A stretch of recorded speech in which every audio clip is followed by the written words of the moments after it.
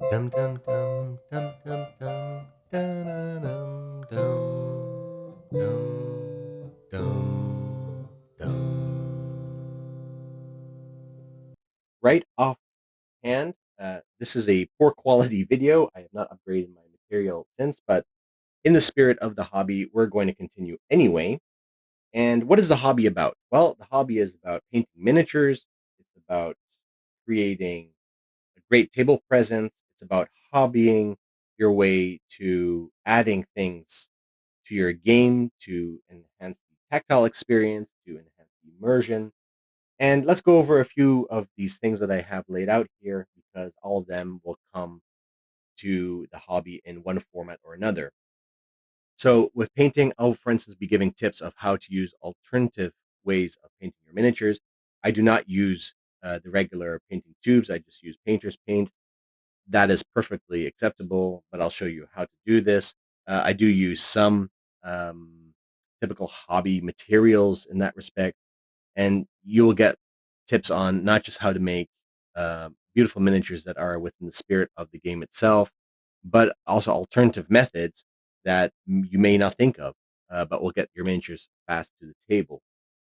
We'll also be looking at enhancing your game through materials that you can buy. Like this, for instance, is from for an aquarium. I'll be using this in a trespass. It's too big, so I'd have to saw it down, and then it will look great on the table. Or maybe even just transforming like tiles two dimensionally to three-dimensional pieces that will really up your table presence and the immersion that you have in the game.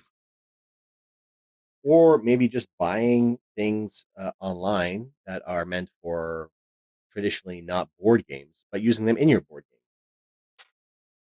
Also, if you have board games that you've done away with, but you thought that the tokens might be appropriate to use in future games, also be covering that. I have bags and bags of full of tokens and pieces and components that I don't use anymore, but yeah, they might come in handy for future games. Who knows?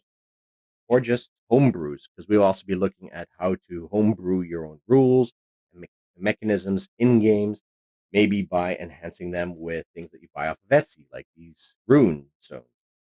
These rune stones you would print out in a guide, you would like fancy up the guide so you have something nice to put onto the table, and then you would use them in a game, maybe to divine some kind of event that happens in your game, or just have fun with it. It's all about the game experience.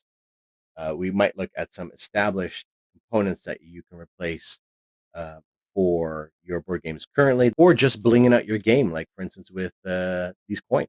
It could be as simple as that to just get a better tactile experience.